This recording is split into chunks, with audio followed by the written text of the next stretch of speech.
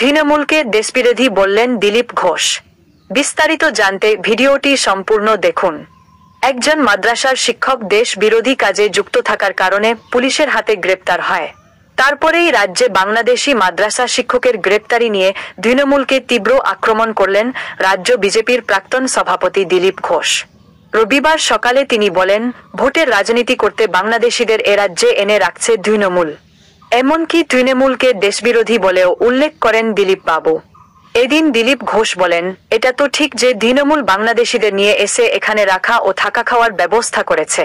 এর আগেও সিমি বা আল কায়দার সঙ্গে যুক্ত মাদ্রাসা শিক্ষক ধরা পড়েছিল।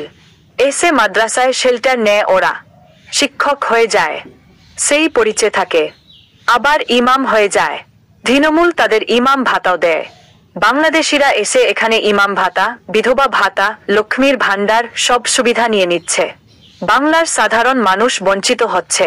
তিনি ক্ষোভের সঙ্গে আরও বলেন, তারা আবার ওবিসি সার্টিফিকেটও পেয়ে যাচ্ছে, সরকারি চাকরিও পেয়ে যাবে। আজকে তাই বাংলাদেশের বিরোধিতা করতে পারছে না ওরা। বাংলাদেশে হিন্দুদের ওপর অত্যাচার নিয়ে ওরা চুপ ছিল, কারণ ওখান থেকে ভোটার আসছে। যেমন কমিউনিস্টরা আজকে পাকিস্তানের পক্ষে কথা বলছে, যখন যুদ্ধ হচ্ছে তখন পাকিস্তানের পক্ষে স্লোগান দিচ্ছে। এরা চিরদিনই দেশবিরোধী।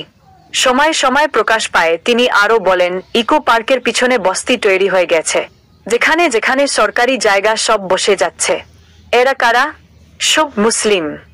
এরা ভোটার কার্ডও পেয়ে যাচ্ছে, এরা ভোটে জেতাচ্ছে। পুরোটাই রাজনীতি।